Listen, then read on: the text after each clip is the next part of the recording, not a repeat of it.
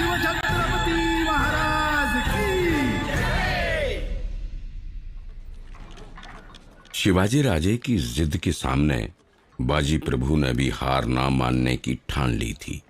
वो शिवाजी राजे को किसी भी कीमत पर विशालगढ़ के लिए जल्द से जल्द रवाना करना चाहते थे। राजे, इस समय स्वराज के दीपक को जलाए रखने के लिए आपका विशालगढ़ पहुंचना बेहद जरूरी है। हम जैसे 1000 मराठा मरें, पर राजे का जिंदा रहना स्वराज के लिए बहुत जरूरी है। बाजी प्रभु ने शिवाजी की तरफ देखते हुए दृढ़ता से कहा, नहीं बाजी, मैं ऐसे नहीं जा सकता। आप मेरे बड़े भाई की तरह हैं। आप वादा कीजिए कि आप जिंदा वापस आएंगे। राजे ने बाजी प्रभु से कहा, हाँ राजे, मैं वादा करता हूं, मैं जरूर जिंदा वापस लौटूंगा। बस आप विशालगढ़ पर पहुंचकर 3 तोप के गोले दाग दीजिएगा, ताकि हमें खबर मिल जाए कि आप विशालगढ़ किले में सुरक्षित दाखिल हो चुके हैं। बाजी प्रभु ने अपनी बात पूरी करते हुए कहा। तभी वहां एक गुप्तचर आता है। राजे, मसूद ने शिवा कासिद को मार दिया है और अब आदिल शाही सेना भी तेजी से इधर की ओर बढ़ रही है। गुप्तचर ने कहा, क्या शिवा को मार दिया? ना जाने मां भवानी स्वराज के इस यज्ञ में अपने कितने वीर सपूतों की आहुति लेंगी। शिवाजी ने दुखी स्वर में कहा।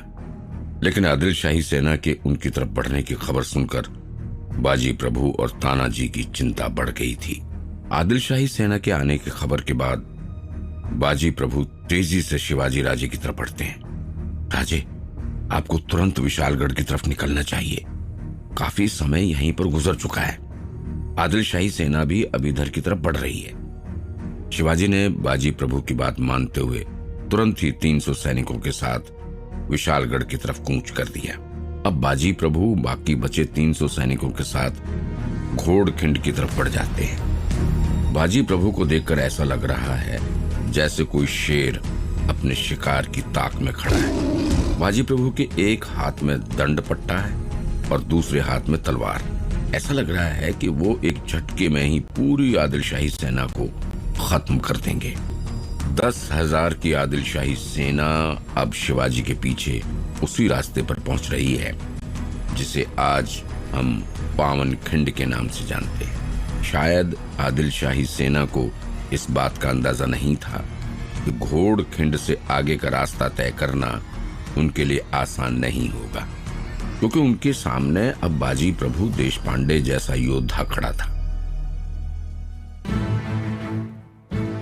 बाजी प्रभु देशपांडे, जिनकी वीरता के चर्चे पूरे मावल में थी। बाजी प्रभु देशपांडे, जिनके सामने युद्ध भूमि में टिक पाना भी बहुत बड़ी बात थी।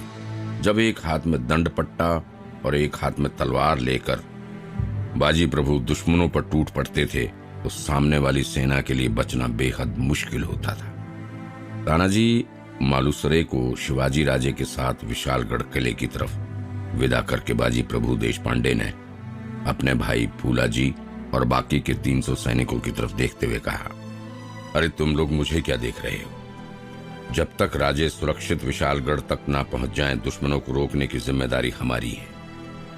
एक भी दुश्मन इस दर्रे के पार नहीं जाना चाहिए। ये कहते हुए बाजी प्रभु ने हर हर महादेव का नारा लगाया। बाजी प्रभु के इतना कहने के बाद पूरी घाटी हर हर महादेव के नारे से गूंज उठी। इस नारे के साथ ही सारी तलवारें मैदान के बाहर निकल आईं।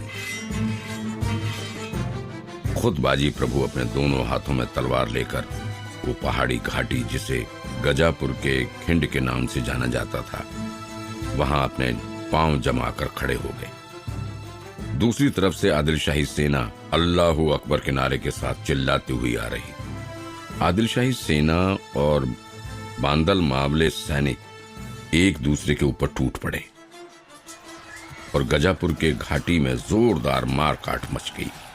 मावले सैनिकों के पराक्रम के आगे आदिल शाही सेना को बार बार पीछे हटना पड़ रहा था और मावले सैनिक अपनी एक योजना के तहत काम कर रहे थे, ताकि एक ही सैनिक आगे की तरफ लड़ता हुआ ज्यादा थक न जाए। बाजी प्रभु के आगे लड़ रहे मावले सैनिक लगातार पीछे वालों की जगह ले रहे थे और पीछे वाले सैनिक आगे वालों की। आदिल शाही सैनिक धीरे धीरे हमला कर रहे थे और बार बार मावले सैनिकों को पीछे खदेड़ने की कोशिश कर रहे थे, लेकिन मजाल के एक भी मावला योद्धा अपना कदम पीछे खींच रहा हो, बल्कि मावले तो दुगने उत्साह के साथ अपनी जान की बाजी लगाने के लिए भी तैयार थे। अपने सैनिकों के साथ बाजी प्रभु खुद भी एक हाथ में दंड पट्टा और दूसरे हाथ में तलवार लेकर दुश्मनों को गाजर मूली की तरह काट रहे थे। बाजी प्रभु के अगल बगल का हिस्सा दुश्मन सैनिकों की लाशों से पटा हुआ था और बाजी प्रभु की वीरता देखकर आदिल शाही सैनिकों के पांव उखड़ने शुरू हो गए थे। इस तरह युद्ध में तकरीबन एक पहर का समय बीत चुका था और शिवाजी घने जंगल के रास्ते भूखे पेट और नंगे पांव बचे हुए 300 मावले सैनिकों के साथ विशालगढ़ की तरफ तेजी से बढ़ रहे थे। लेकिन उनके मन में सिर्फ एक ही बात चल रही है कि बाजी प्रभु कैसे होंगे, क्योंकि मात्र 300 सैनिकों के साथ 10,000 की आदिल शाही सेना को रोक पाना एक तरह से नामुमकिन काम है। तानाजी, हमें जल्द से जल्द विशालगढ़ पहुंचना होगा, क्योंकि अभी रात का एक पहर बीत चुका है। अभी हमें विशालगढ़ पहुंचने में तकरीबन 3 घंटे और लगेंगे। विशालगढ़ पहुंचकर सबसे पहले हमें तोप से 3 गोले दागने हैं, ताकि बाजी प्रभु को पता चल जाए कि हम विशालगढ़ पहुंच चुके हैं। शिवाजी ने तानाजी की तरफ देखते हुए कहा। तानाजी जानते थे कि बाजी प्रभु जान की बाजी लगा देंगे, लेकिन युद्ध क्षेत्र से कभी नहीं हटेंगे और बाजी प्रभु से पार पाना आदिल शाही सेना के लिए आसान नहीं होगा। बिल्कुल राजे, विशालगढ़ पहुंचने में अभी हमें थोड़ा वक्त और लगेगा और हमें अपने कदम और तेजी से बढ़ाने होंगे। और ये जंगल, इन घने जंगलों ने हमारी मदद भी की है, लेकिन आज यही हमारे विलंब का कारण बन रहे हैं। ये कहते हुए तानाजी ने बाकी सैनिकों को और तेजी से कदम बढ़ाने को कहा। हालांकि सैनिकों के पांव पहले से ही तेज थे, लेकिन लगभग पूरी रात दौड़ते हुए सैनिकों की छाती मुंह में आ रही थी। शिवाजी ये बात जानते थे, लेकिन जल्द से जल्द विशालगढ़ पहुंचना जरूरी था। शिवाजी किसी भी तरह बाजी प्रभु को सुरक्षित देखना चाहते थे। यहाँ युद्ध भूमि में बाजी प्रभु अपने हाथ में दंड पट्टा लेकर किसी राक्षस की तरह दुश्मनों का सफाया कर रहे थे, लेकिन उन्हें भी पता था आदिल शाही सैनिकों को ज्यादा समय तक रोकने के लिए एक ठोस योजना की जरूरत होगी। 10,000 की सेना को रोकना मात्र 300 सैनिकों के लिए आसान थोड़ी था, लेकिन बाजी प्रभु सिर्फ युद्ध नीति नहीं बल्कि योजनाबद्ध तरीके से युद्ध करने में भी निपुण थे। मावले सैनिकों ने घोड़खिंड को एक ऐसे दुर्ग में बदल दिया था जिसे पार पाने का रास्ता आदिल शाही सैनिकों को सूझ ही नहीं रहा था। घोड़खिंड की बनावट भी उसके नाम की ही तरह थी। दोनों तरफ 2 ऊंचे कगारों के बीच का ये संकरा रास्ता मावले सैनिकों के लिए बेहद मददगार था। लगभग 100 कदम के इस खिंड में मावले सैनिकों ने दुश्मन सैनिकों की लाशें बिछा दी थी।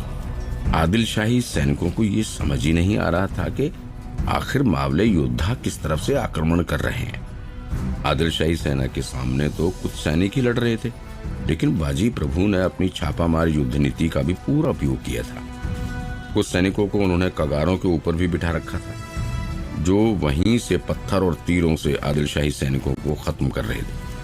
वीर मावले सैनिक ऊपर से काल बनकर आदिल शाही सैनिकों को खत्म कर रहे थे, तो वहीं नीचे से खुद बाजी प्रभु और उनके भाई फूलाजी सैनिकों को गाजर मूली की तरह काट रहे थे।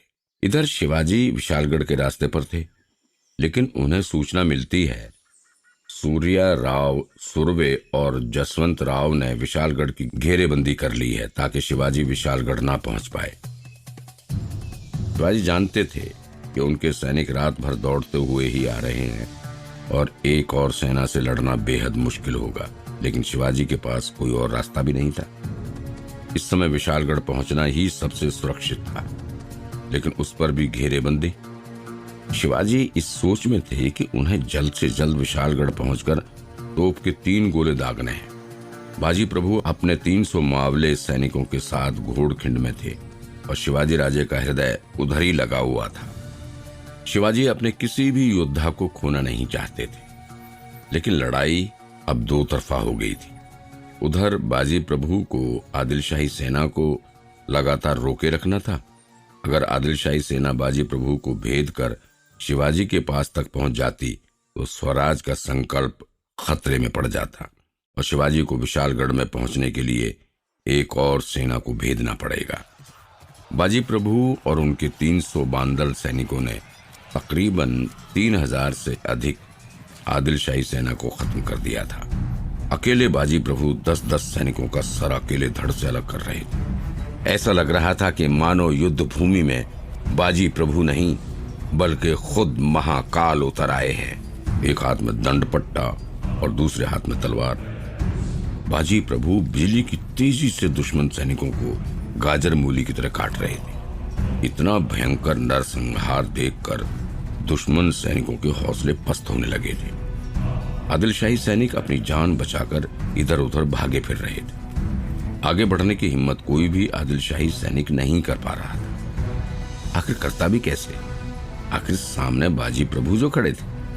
बाजी प्रभु से आदिल शाही सेना के पैर उखड़ने लगे हैं। ये बात जल्द ही सिद्दी मसूद के पास पहुंच गई।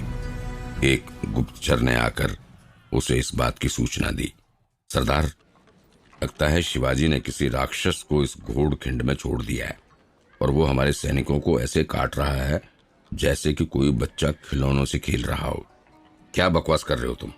अभी तक शिवाजी को हम पकड़ नहीं पाए। सिद्दी मसूद ने गुस्से से चीखते हुए कहा। नहीं सरदार, शिवाजी तो दूर, अभी तो हम घोड़खिंड पर खड़े मराठा सैनिकों से भी पार नहीं पा सके हैं।